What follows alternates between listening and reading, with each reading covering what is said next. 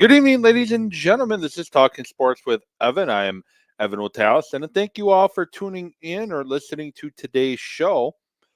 Wish I had more exciting and happy things to talk about here today, but unfortunately, the show focus is going to be on the 2-3 Green Bay Packers, who, let's face it, have not looked good pretty much since the third quarter of the Atlanta Falcon game, with a fourth quarter mixed in there against the Saints. But overall, since the fourth quarter of that Atlanta Falcon game, outside of the Saints game in the fourth, the Packers have not looked good in pretty much any facets of the game. And going to really focus on things that I have observed through 5 weeks and just kind of my general consensus right now.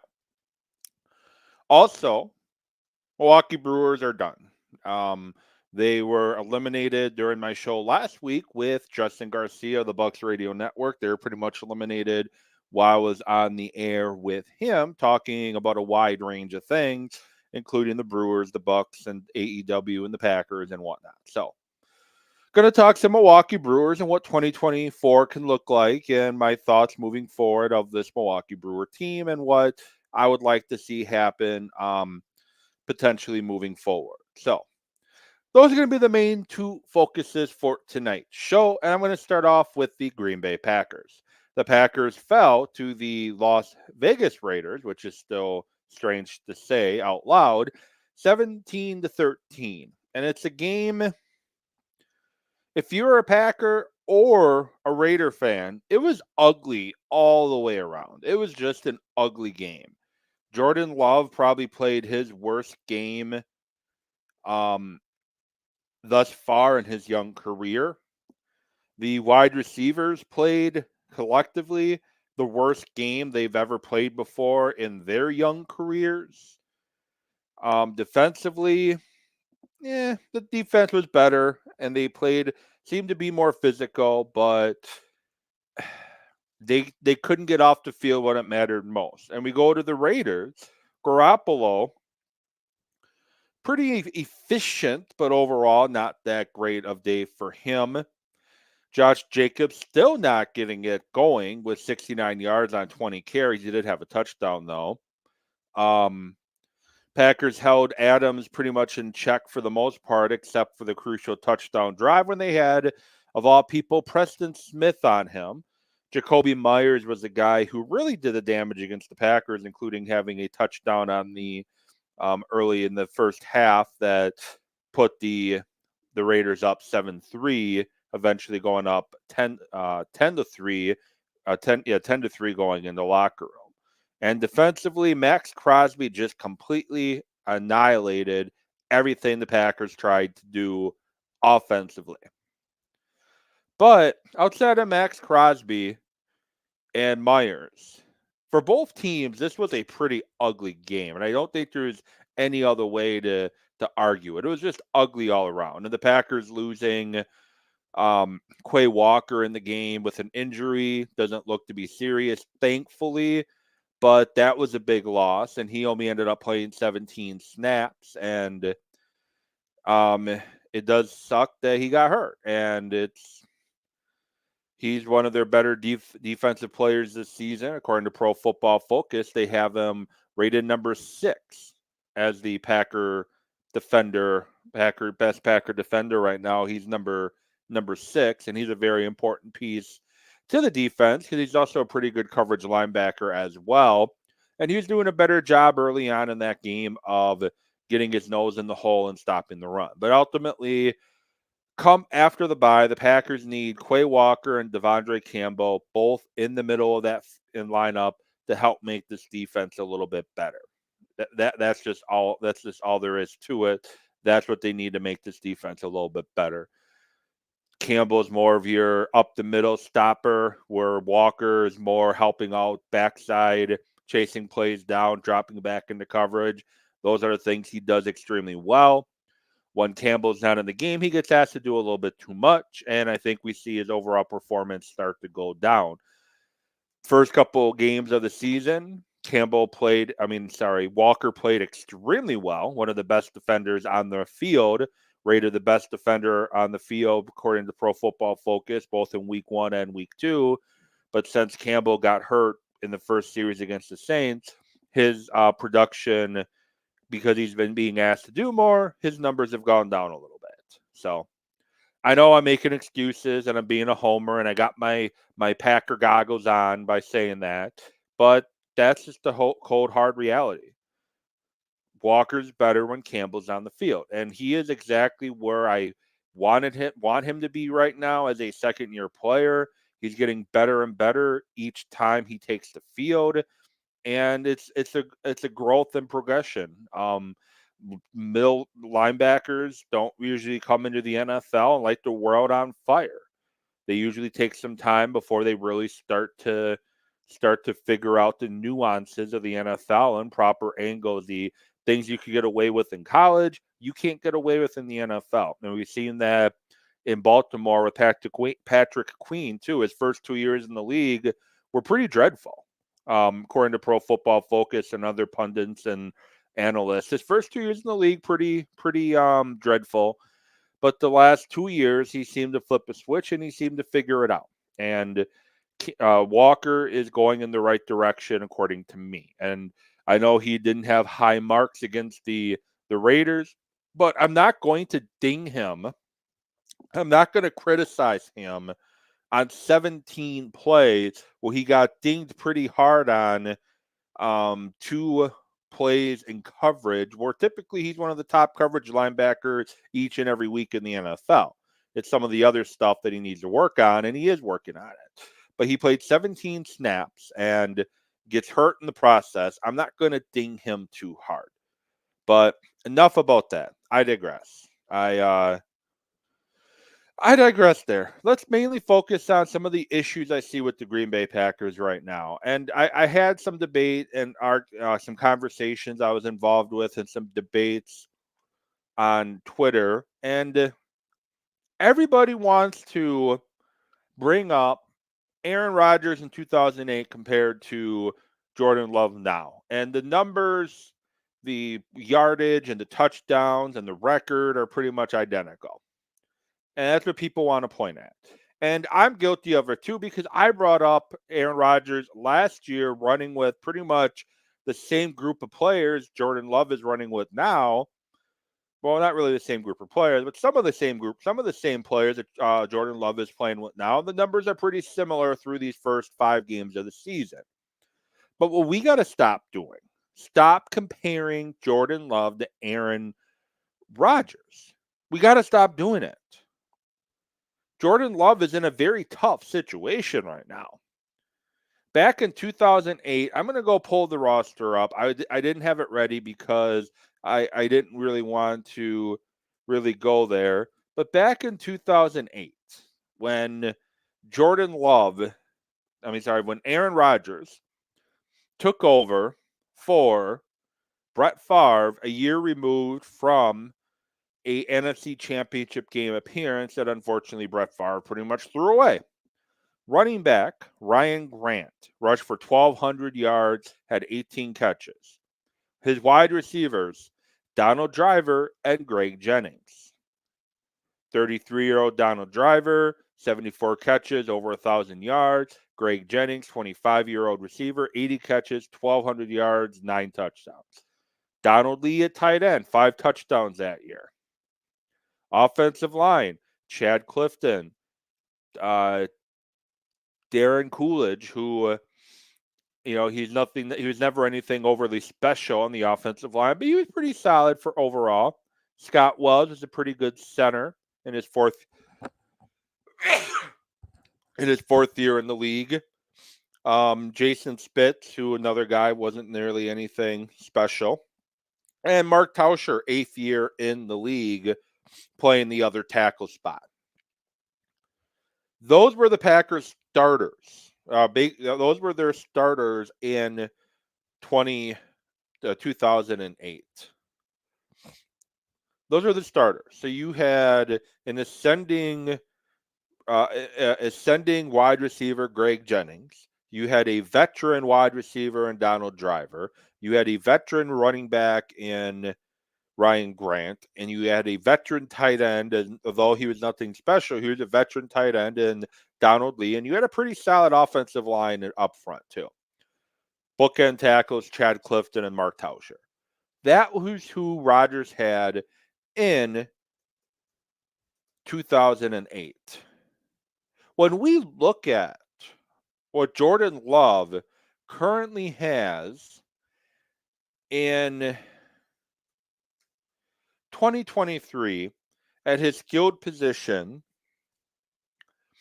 and this is where I do have some issues with Brian Gutekunst and how the roster is constructed.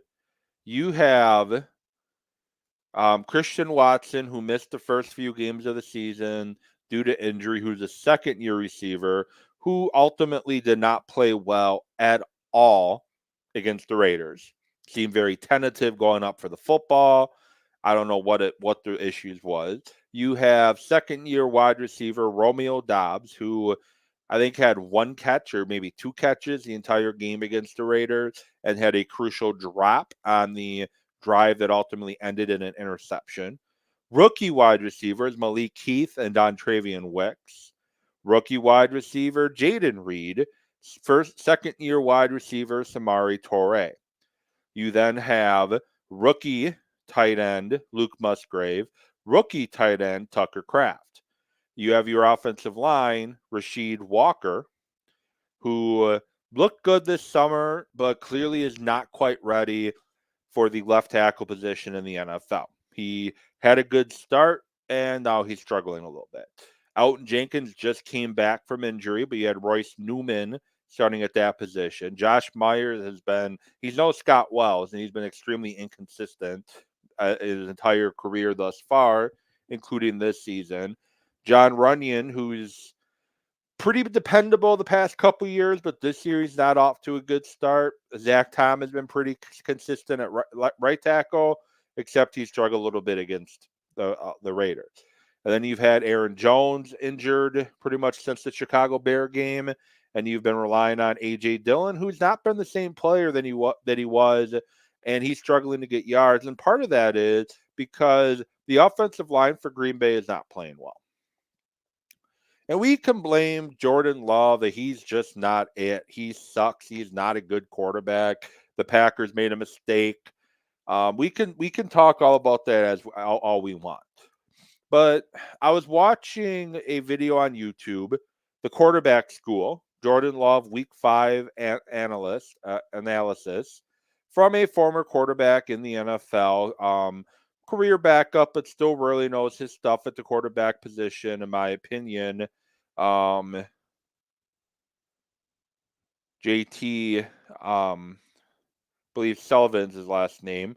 Want to make sure I got his last name correct, but he was breaking it down and things that he saw and talking about the here and the whys and the whats and kind of talking about what's really going on right as he sees it in Green Bay. And he's talking about Jordan Love not putting the ball where he wants it yet, still trying to develop that deep ball. And he's talking about the route concepts of Green Bay too, the plays that are being drawn up and the plays that are being ran are not really helping Jordan Love either, as you're not really giving him much help with on third downs and things like that. And what I'm seeing, and again, I'm going to be an excuse maker here. The answer I'm sure people want to hear me say, and one person in particular, is that Matt LaFleur sucks, Jordan Love sucks, Quay Walker sucks, Brian Gutekunst sucks, Mark Murphy sucks. I'm sure that's what some want to hear me say, but it's not that simple. It's not that simple to me. Matt LaFleur is not doing his young quarterback any favors. Brian Gutekunst did Jordan Love and Matt LaFleur no favors in constructing the offense. Aaron Jones being out does this offense no favors. It doesn't do the offense any favors or your young quarterback any favors when you're asking him as a first-year starting quarterback, fourth year in the league or not. It's his first year. getting live game reps consistently. And you have your head coach who's not really trusting the offense. And I think it has more to do with the skilled guys not running the correct routes and not being where they're supposed to be. And I think we saw that front and center in one of the early plays in the game when you had, I think it was Reed or Watson and Musgrave on top of one another in the exact same spot on the field. And that happened a lot against the Raiders, where you have two or three guys in the exact same area. Clearly, somebody, at least two people, possibly all three of the people, are running the wrong routes. That attention to detail on a passing game is extremely important. And if you run your route off just a little bit, that's going to screw the quarterback up and the offensive line up completely. Because in the NFL, it's about putting the ball where you're expecting the wide receiver to be. That's what we saw in Detroit when Romeo Doubs broke off his route. Jordan Love wasn't expecting him to break off his route. He put the ball where he thought Romeo Doubs should be, and instead it got intercepted. And yes, that does fall on Jordan Love too, but that's just a young quarterback and young receiver still learning and adjusting to the NFL.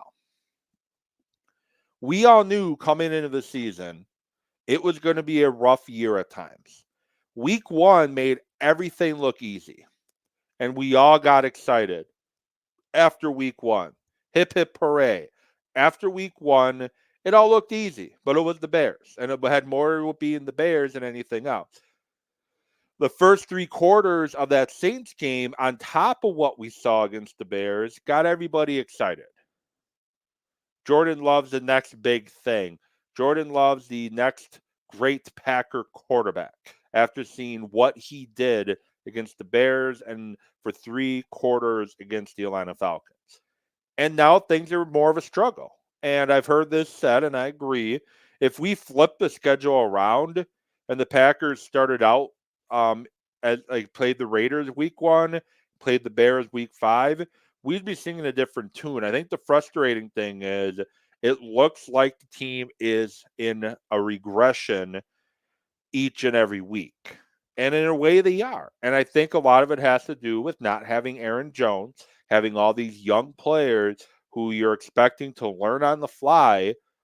And I would have been fine. I would have been happy with a veteran wide receiver being brought in. Now, we've had young quarterback come in, learn on the fly, play really well. Rookie quarterbacks do it all the time. But traditionally, they're in situations where they have some veterans in the wide receiver position who can help pick up the young quarterback and help cover up some of those mistakes. We've had young wide receivers come in and tear the world on fire, but typically they have a veteran quarterback that can help them learn and develop and cover up some of their mistakes. The Packers are extremely young offensively. Their entire wide receiver room and tight end room are young.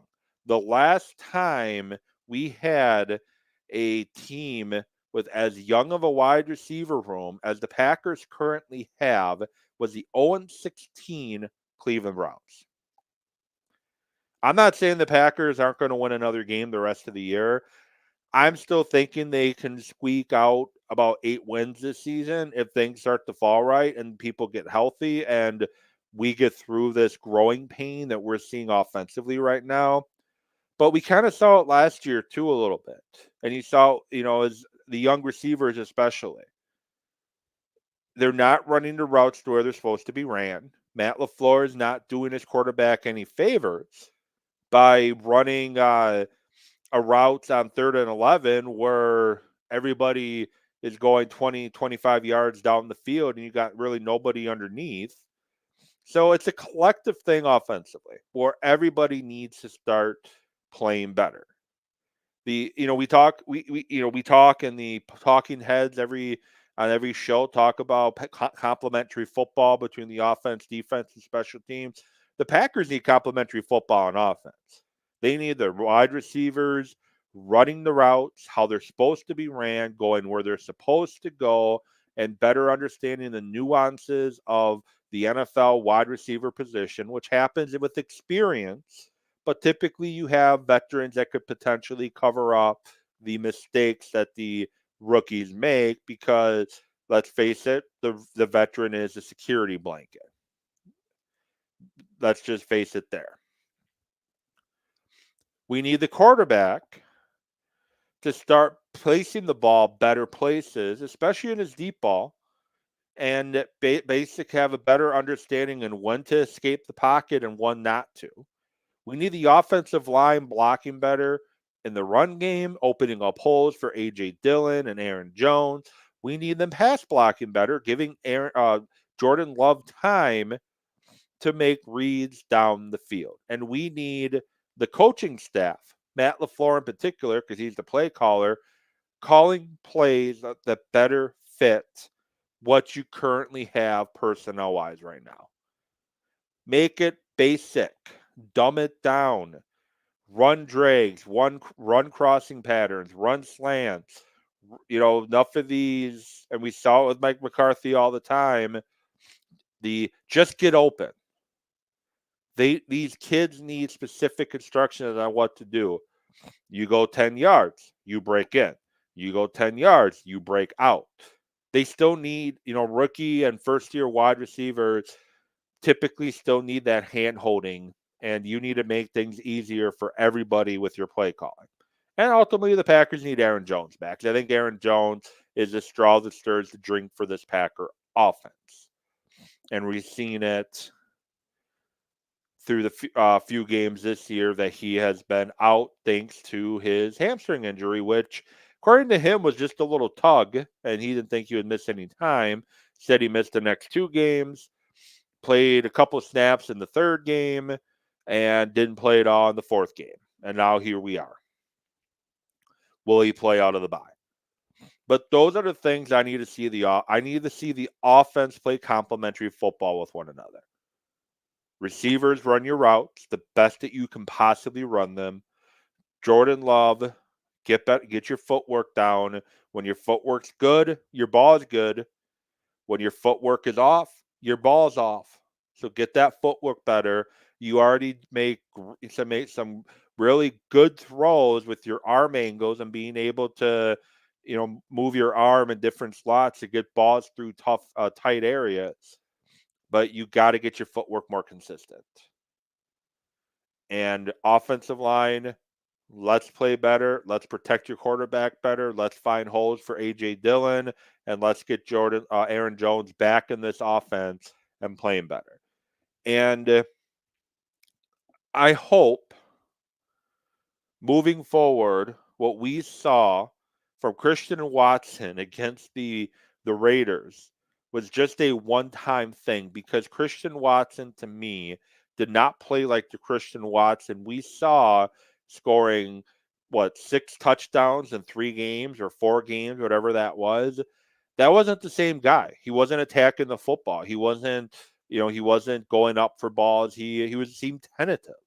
And maybe it was his first game back from missing time, or second game back, missing time with a hamstring, and maybe he'll play better against Denver now that he's gotten a couple games under his belt. We'll see. But that's what I need to see offensively from Green Bay. And defensively, I don't even know where to go. They did better against the run. They couldn't get off the field, though, when it mattered most. You had guys not attacking the right gaps, guys not attacking the proper areas. And for the love of God, why is Preston Smith on Devontae Adams? And I get the Raiders schemed it perfectly for that. But they schemed it perfectly because you have it out on tape, because it happened last year against the Vikings when Preston Smith was on Jefferson for a play. The Raiders went big, put the tight ends and back out wide, and put Devontae in the slot. And instead of adjusting the coverage accordingly, like maybe putting Preston Smith on a tight end out wide instead, or on the running back out wide, you left him on Devontae Adams.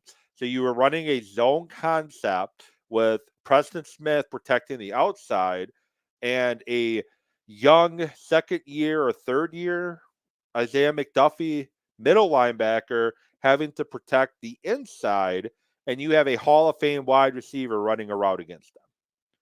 It ended exactly what you would have thought, how you thought it would have ended. And it's frustrating watching. Like Preston Smith, you've been in the league for a very long time. If you come out, you look, and you see Devontae Adams, future Hall of Fame wide receiver, now my responsibility to cover in zone, I might want to call a timeout, or I might want to check into something else, bump the corner inside, and you go outside or whatever. You might want to think about doing that. And again, the defense needs to play complementary football with itself as well.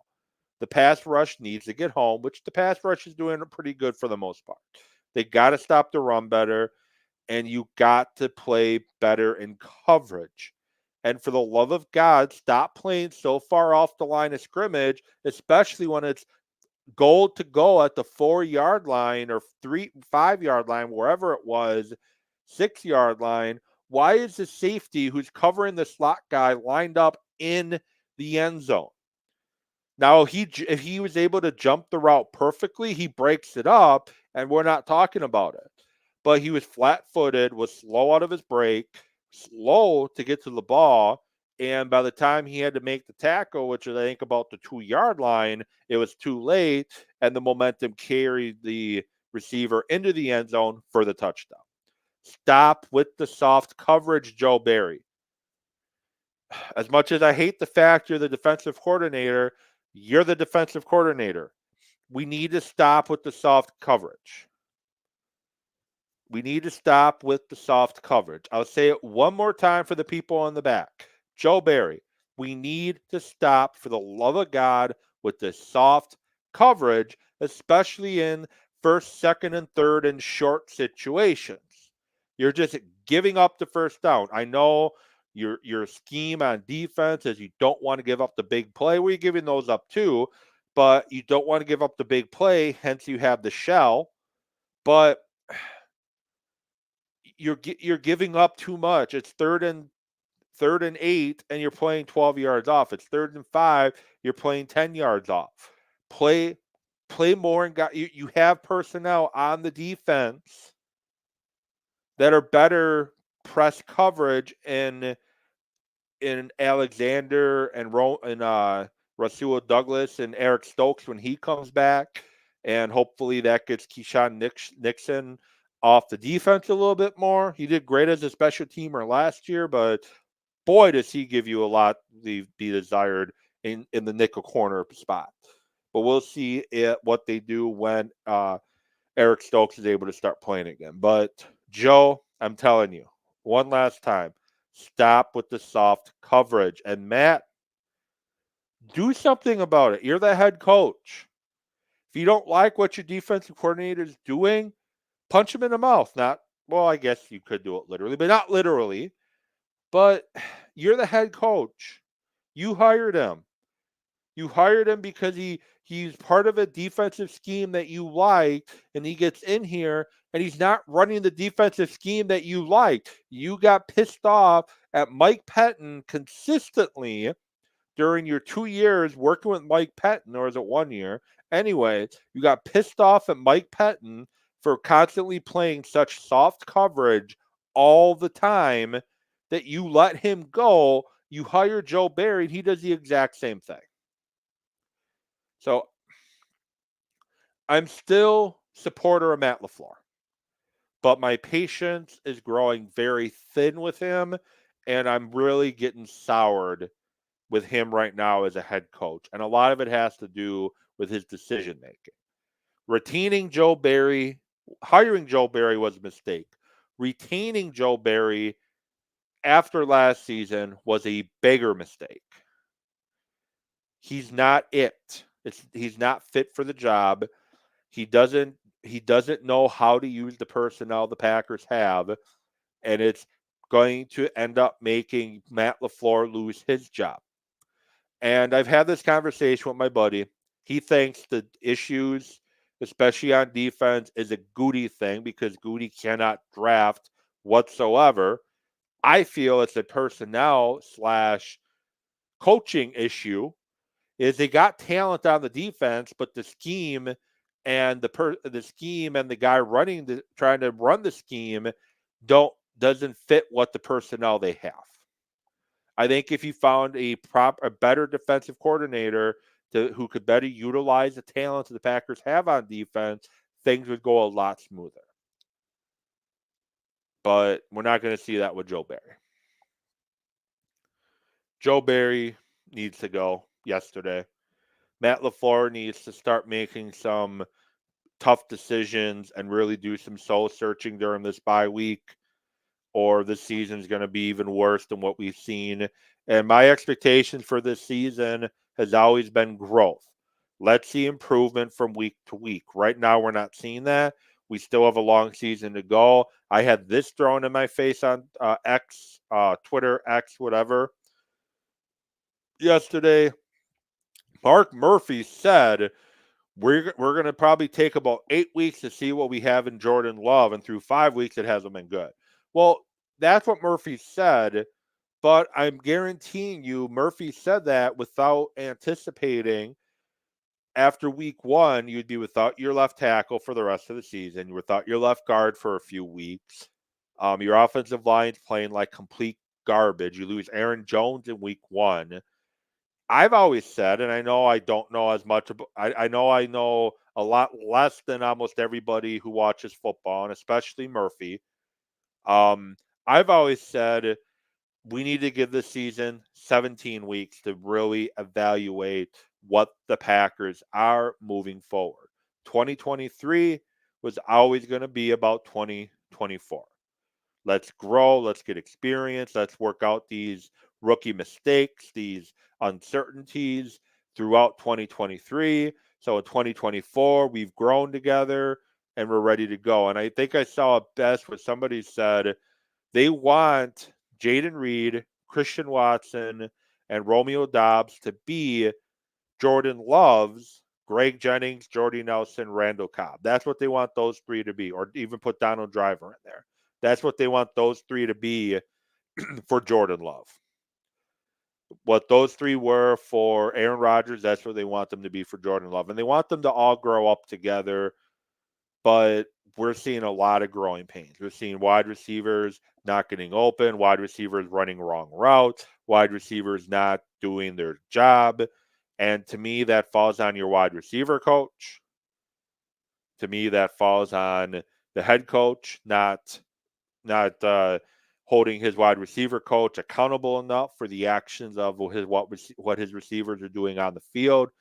You hinted at it on some comments you made after the Monday night game. Well, guess what, coach? You're the head coach. You are the one that's making all that money. You're the one that's calling the shots. Start calling the shots. And if there's stuff you don't like, fix it. Enough excuses from the coaching about everything that goes wrong. It seems to be the same stuff every week. Enough excuses. It's time to fix it. And this free pass that you've been getting through 5 games, if things don't start looking better and improving, the free pass is going to be over.